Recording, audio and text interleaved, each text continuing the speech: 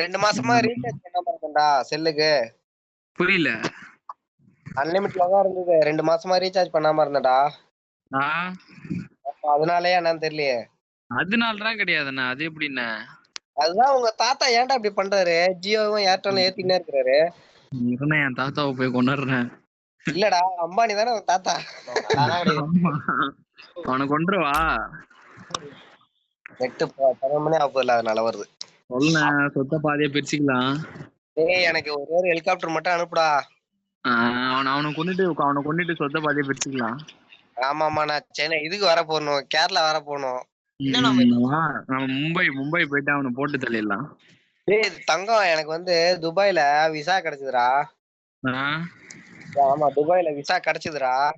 சரி. ஆனா ஃபிளைட்டுக்கு காசு இல்ல. அதான் நீ ஹெலிகாப்டர் அனுப்பிச்சு விட்டீன்னு வச்சுக்கேன், இங்க இருந்து நான் அப்படியே போயிடுவேன். சரி சரி, நாளைக்கு அம்பானியா வந்து விட்டு வர சொல்றேன். ஓ தாத்தாவையா? எங்க தாத்தா வருவாரு நாளைக்கு.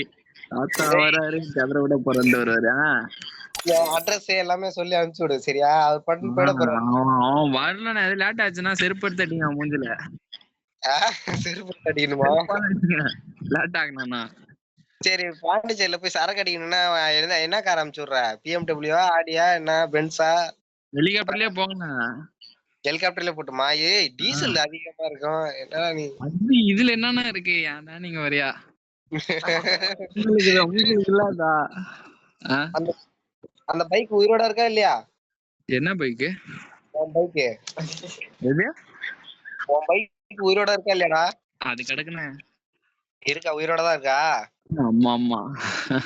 சாவடிப்பீங்களாடா? 5 6 7 பேர் ஏறுவீங்களாடா அதுல? பாவுண்டா அது. என்னடா பண்றான் அவன் பொறுக்கி? அவனா எவன் கிடைப்பான்? எவனுக்கு மெசேஜ்